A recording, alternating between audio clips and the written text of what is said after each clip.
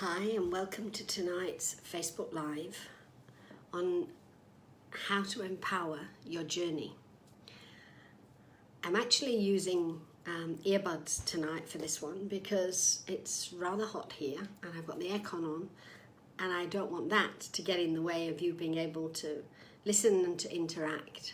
Hi Sarupa, Amanda, thank you for joining us.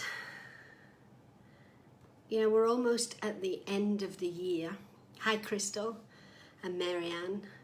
We're almost at the end of the year, and what a year it's been. It's been a year of relationships. It's been a year that's been very fast energy. We have Pia, Orla, Clara.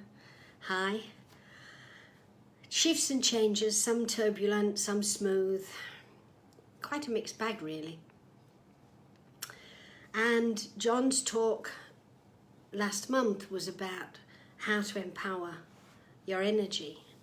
I thought we might do it a little bit differently tonight. Hi, Haresh and Karen, good to have you here. I thought tonight we could recap a little on some of the things that have already been discussed. A few people sent some questions after I asked last month about topics that we'd covered over the year. Yes, Sarupa, it's been a year of all years, absolutely. Hi Toshi, nice to have you join us from Japan. So, when it's a year like this, it can be very difficult to move into a new year because there's so much going on and we don't know, have we dealt with it? Have we moved through it? Is there something else that we should, could, must, or ought to be doing? I like to take time at the end of the year to review the year and be able to slot things into perspective that perhaps I might not have done at the time when they happened, or I might not have done fully. And that's an exercise that I can recommend. We'll come to that shortly.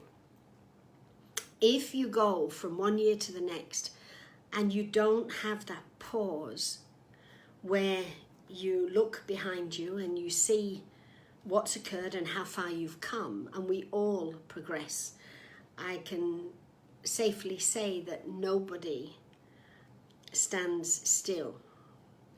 So we all progress one way or the other. Taking that time to be clear about that means that when we step into the new year, we're ready for it. We're ready to embrace whatever the new year has to offer. And I'm sorry to say this, but it isn't going to be any slower. So if you felt that you were running from the beginning of this year, put your roller skates on, because next year is a year of growth and expansion. And it's going to be pretty full on. Okay, so let's look at the questions that some of you have submitted. And you know, if you haven't submitted a question but something pops up for you as we're talking, please ask the question, because I keep an eye on what's coming up on the screen, and if I catch it quickly enough, I'll answer it. Hi Bronwyn, yes Amanda, definitely next year is a gosh. So let's hope we're all aligned and ready for it. Okay, I've put the questions into a bit of an order that I feel might be easier for us all to work with. Hi Sharon, nice of you to join us. And so what I thought I'd do is I'd start with the questions that help us to do that step from the year we're in to the next year. One of the questions was, what's a good way to welcome the new year energetically? I honestly don't think there's any better way than to sit in meditation and stand on the grid, bring in light, see it come down through your chakras, down through your feet and out into the world, because doing that exercise, you're opening to the universe and all it's offering, but you're sharing that with everybody on the planet too. Excuse me. I've got a bit of a tickle. You're sharing it with people on the planet too. And so that's an intent that's really positive and constructive. You don't have to stand on the grid for 4 hours making certain that the energy's gone to every corner of the world. It's a simple exercise, it's a short exercise, and it's a powerful exercise.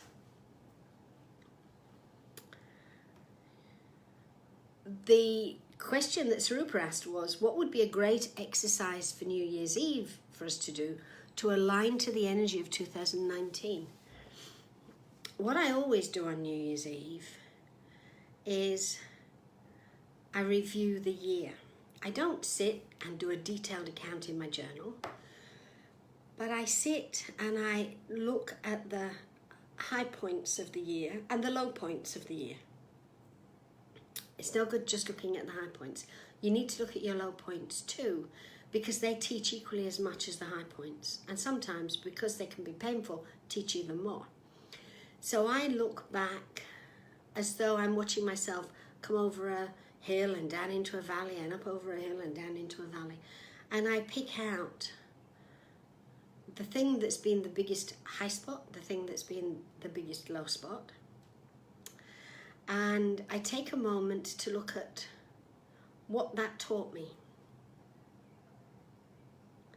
And whatever that is, my intent for the following year is twofold. Firstly, not to repeat it if it's a negative. If it's a positive, you'll do it automatically. So first, not to repeat it if it's a negative. And secondly, to see myself growing from that more and more as I step into the year. Thanks, Anita. Anita says I can put Facebook Lives as high points. They've been good. I've enjoyed them, and it's been great having such really good feedback from everybody. I get the feeling that people find them interesting and valuable, so that's good. So look behind you, but not with regret. Look behind you with love and say, okay, that was the high point, that was the low point. This is what I've learned. Turn and face 2019 with the intent that you're going to build on that learning, especially since 2019 is about growth and expansion. So the more we can build and learn, the better it is. Two people asked, what happens if you feel you haven't completed this year as best you could or as best as your potential indicates? Who's measuring it? You or your soul? We can start the year with a clear indication of what our potential is and what our soul wants us to do. However, the one thing I've learned over the years with Spirit is to be flexible, is to know that I might start going in that direction and then Spirit will say, just a moment, go this way, which is exactly what happened for us at the beginning of the year. The intent I had in January shifted quite dramatically by February. And so everything that came out of that was different to the January intent. Having said that, the energy behind it was the same. It just took a different form. So you will always fulfill your potential one way or the other. It's not whether you have or haven't, it's whether you're aware of how much of it you have fulfilled. And if you've got a little bit of criticism inside of you, you won't see the fullness of your potential.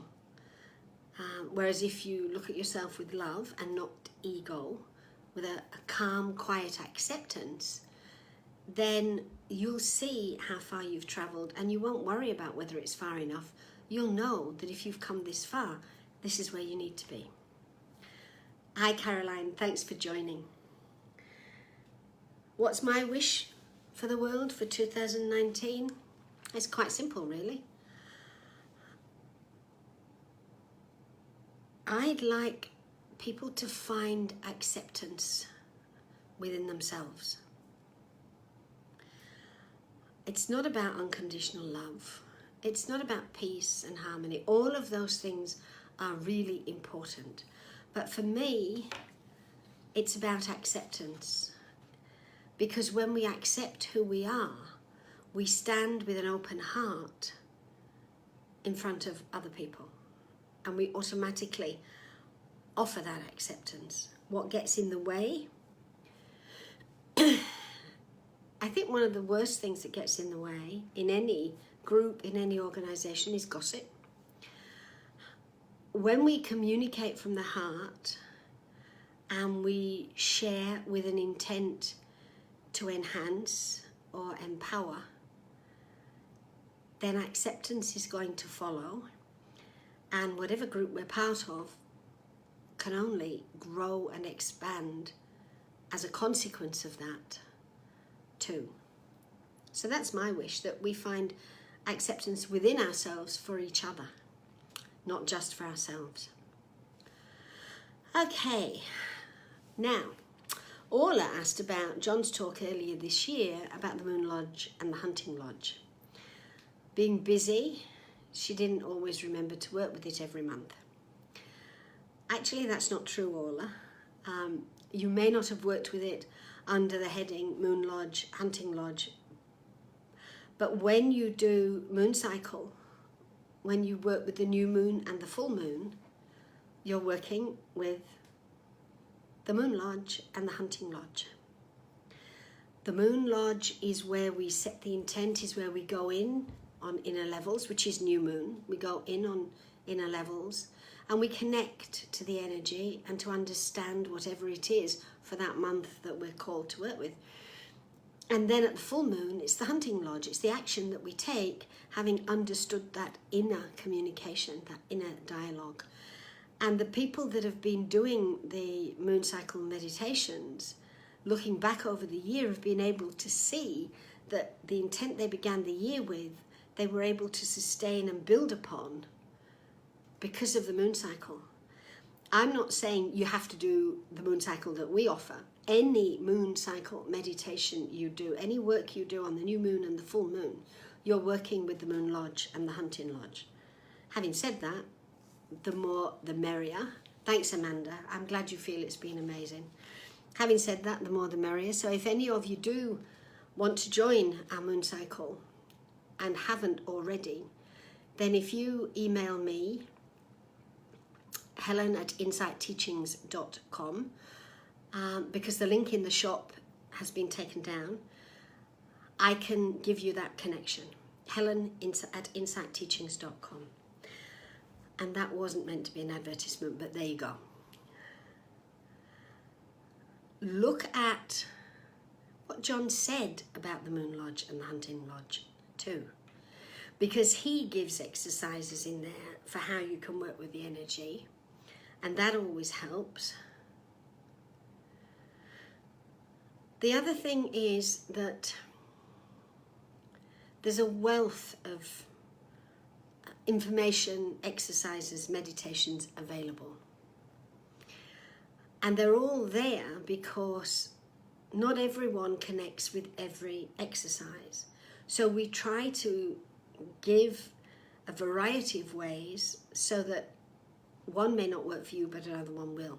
That doesn't mean you have to do all of the exercises. In fact, one of the things I'm going to suggest is that in 2019, you look at the exercises available to you and you choose 3 or 4 that you want to work with throughout the year, and you're going to record in your journal what impact each of those is having as you work with them, to see where that helps you to understand who you are and where you're going. You'll find it amazing that little is often more, and that sometimes we have to give a little bit more time if we're on a roll and things are really opening up. We have to give a little bit more time to allow that energy to flow fully. How can we tell the difference between our intellect talking to us and our intuition guiding us? Our intellect will talk to us in full sentences. We might have a complete rationale of what to do and how to do. Our intuition won't do that. You'll have a feeling, you might have one or two words or an image. You won't get sentences, you won't get a paragraph. And if you get a feeling, and in allowing yourself to experience it, there's a kindness in it, there's a gentleness, even if you've been told off, then that's your intuition. Your intellect will always either criticize you to the hilt or praise you to the hilt. Your intuition will do neither. But by being connected to your intuition, you will feel stronger, more connected, more at ease because of it. I guess that's the best way. How at ease are you with what's happening? Can I talk a bit about the violet fire and why it isn't a good idea to use it for every challenge we come across? Because if you do, you're dispersing the energy before it's been given an opportunity to help you to understand something. If you transmute something that you're experiencing that isn't particularly pleasant, and you transmute it because it's not particularly pleasant, how do you know why it's occurring? What's its message? Use the violet fire only after you've understood in your meditation why what you're going through is what you're going through and what it is it's helping you to learn and understand. Then you can use the violet fire to transmute.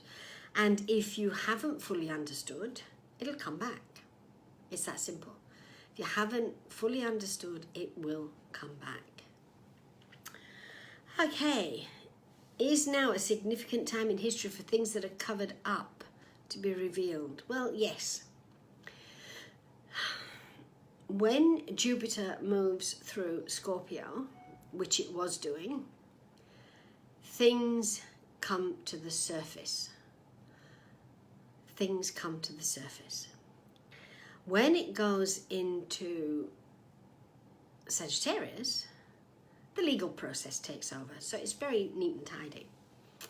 So yes, Orla, sorry, yes, it will just keep coming back until you've really understood what it's teaching you, and then you don't have to deal with it again. So yeah,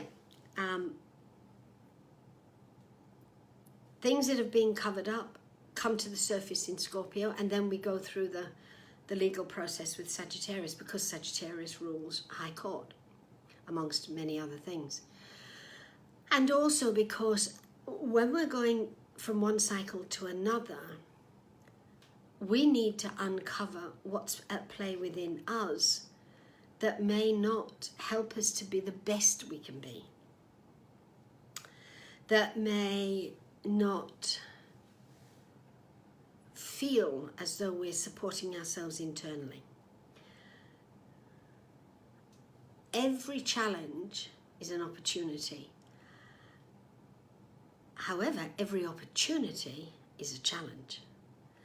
And people don't often see that. You look for the opportunity in a challenge, but when you're given an opportunity, it's also a challenge. It will challenge you to rise to meet that opportunity and to be all that that opportunity from Spirit is asking of you. And that's what 2019 is going to be about. It's going to be fun. Okay, are we all okay? Is everybody clear? Thanks, Sarupa. It is a quote of the year. I just made it up. Are we all clear? Is there anything that I've talked about so far that people aren't clear about, or perhaps need a bit more clarification on? If so, type in the comments. I've talked about different techniques. Yes, I have. And given lots of tools and exercises. Yes, I have. So basically, I've been asking you all to work very hard. And some of you have, and some of you haven't. And it really doesn't matter if I know whether you have or not. What matters is whether you do. It's all about standing in our light and our joy this year. Tuning in each day the simplest way, because this is something that Amanda wanted to know, the simplest way we can tune in each day to know what is the best spiritual practice of the day, and she's going to laugh when I say this because she knows what's coming, is that when you sit in your meditation, you ask, what is it that I can do today? What spiritual practice can I do today that will help my journey and the journey of others? And if it's your guidance talking, you won't get a long teaching. You'll get 1 or 2 words. That'll be it. Okay. What's the difference between sympathy and empathy? This seems to be a topic that a lot of people struggle with. When we sympathize with someone, our heart goes out to them. In other words, we step into the energy they're in. We feel for them, which doesn't help them and it doesn't help us. It might feel good to feel that you're being there for somebody. However, now there are 2 of you in that emotion. And whoever it is you're feeling for needs you not to do that. They need you to be there so that they can find their way to where you are, and that's empathy. Empathy says, I see where you are, I understand that you're struggling, I'm holding out a hand so that when you're ready, you can come to where I am.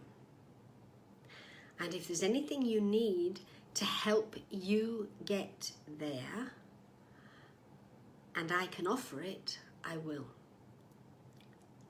Notice how I phrased that, because with sympathy, you rush in, you pick that person up and you carry them. And it doesn't help them, because they don't learn how to do it for themselves. Empathy will always help someone to come forward. And sometimes we have to be tough doing that. Sometimes we can't be sweetness and light all the time, because it's not going to make the impression, it's not going to crack the ice. But by standing in empathy, you hold out a hand. And that person can then, when they're ready, take it and come to where you are. And they'll do it in their time, not yours. So you might think, oh, that person's had 2 minutes to ponder this. 2 minutes is quite long enough, they better get on with it. No. Empathy says, I will leave you where you are until you choose to change it. Sarupa says, thanks Sharon. Sarupa says, that's why pink bubbles are good. Yes, because they don't rescue. They don't offer a rescue. What they do is they offer the energy of love and acceptance until the person's ready and willing to make the changes that are there. And they'll do it in their time. And they know what their time is. No 2 people are the same, so no 2 people are going to go through something in the same time. Okay. I've been asked by Haresh, how can we be discerning in our communication? And I'm really not quite certain what you mean by that, Haresh. From where I'm sitting and what I think you're saying, how to be here we go. How can we be present and discerning to energy, to initiate, to respond, to communicate, and to act? Just one moment, please. That's what I wanted to ask. Okay. It's about being responsive and not reactive. When we're discerning, we don't sit in our emotional body and answer from that point. When we sit in our emotional body, we react. However we're feeling triggers us and away we go.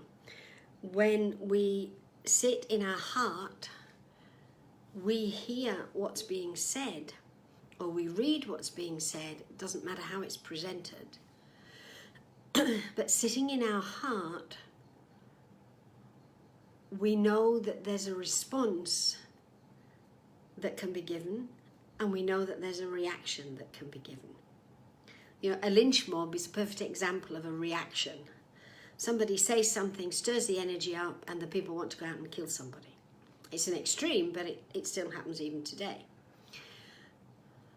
When we sit in our heart, it's not about that. It's about being willing to understand, to hear, first of all, and then to respond in as kind and loving a manner as possible. And that depends on the situation. So I hope that answers that question for you. How can we be clear about what we can do and the things which come naturally to us? I'm going to say it's the same answer as Amanda's. Ask. Ask to be shown. If you're not certain what you're a natural at, ask. Ask your guides and your teachers, and ask the people around you, because they know, they see it. Karen says, on the topic of pink bubbles, maybe a weird question, are there different degrees of sending pink bubbles? Except that for some reason it's not letting me see if there's anything more added. Are there different degrees of sending pink bubbles? No, there aren't. Pink bubbles are pink bubbles. Pink bubbles represent love and acceptance. And primarily acceptance, because love comes as a consequence of acceptance. So I use this a lot. You can't be a little bit pregnant. You can't send a little bit of pink bubbles. It is or it isn't. You either send them or you don't. I hope that clarifies.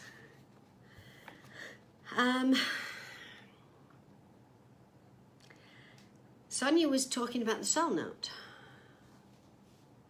Is there any situation when we cannot sing our soul note? No, there isn't. Not at all. She says, I notice each time when I sing my soul note, it sounds almost the same, yet it feels different. Is it because of the energy or frequency we're at? Yes, it is. As we shift and change, as we grow, the note itself is the same. Perhaps the pitch, perhaps you can put it that way, is the same. Our experience of it changes.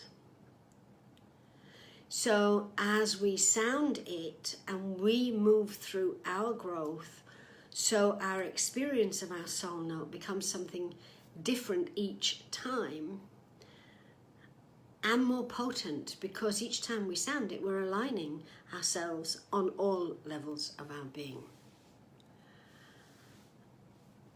Haresh, I'm not quite certain what your comment means. I feel it's about alignment with our guidance through spiritual practice.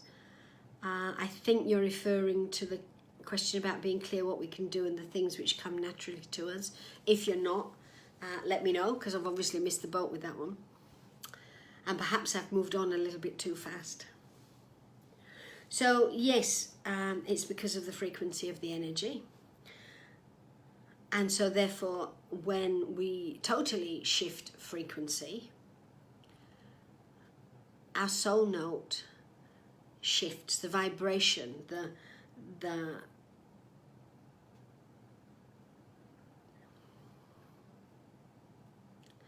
experience of it becomes other. Not different, other. It's not something that you can really describe until you experience it. You're still sounding the same note, but it takes you to a whole different experience. Initially, when we sound our soul note, we're sending the sound out. We hear ourselves sending it out into the world. At a certain point, we start to sound our soul note. We stop hearing that external. We hear it within us, and we feel the vibrational frequency as a result of that. And that is kind of like a musician playing the instrument. The soul note is the musician playing upon the instrument, which are our 7 subtle bodies, bringing them into alignment. It's beautiful. Sonia also says that quite often she sneezes after she sings her soul note. Well, that's because here is what we call the point of discernment. And if you are shifting, your discernment is changing. And so you do your soul note, and if there's something there that's the old energy that you don't need anymore, you'll sneeze and you get rid of it. It opens you up to the next piece that's ready. I guess it's kind of like when you stand in the supermarket and you take something off the shelf and the item behind it pops forward to meet you.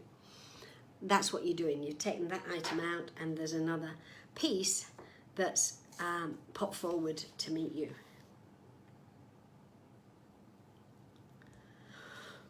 They're the questions. I feel that for me, going forward, it's about the intent to accept. So Sarupa says, why do people have colds at the end of the year? Because they're clearing away stuff. A cold is a good thing. What you're doing is you're using a physical process to show you that an energetic process has completed. And so as you go through that cold and you're blowing your nose, again, it's this point, you're blowing your nose, you're clearing all of that energy. When the cold's gone and you feel wonderful, your energy is cleaner. And it doesn't matter where in the world you are. At the end of the year, you can have a summer cold just as easily as you can have a winter cold. They're a good indicator that you're growing, you're expanding, and you're moving forward. So I'd like to thank all of you for being here. I'd like to thank all of you for having joined me throughout this year on these Facebook Lives, because when we first started, I really wasn't at all certain how it was going to go, or even if I was going to like it. We're going to offer you, well, there's two things. On the 21st of this month is the John Harmony 21, and he may possibly appear. I don't know, but he may possibly appear. And the second thing is that we are offering you a Christmas meditation as well that you can do. So that's our gift to you. We hope you have a fantastic Christmas and New Year. And we look forward to working with you all and talking to you like this again in the new year. So take care. God bless. Bye for now.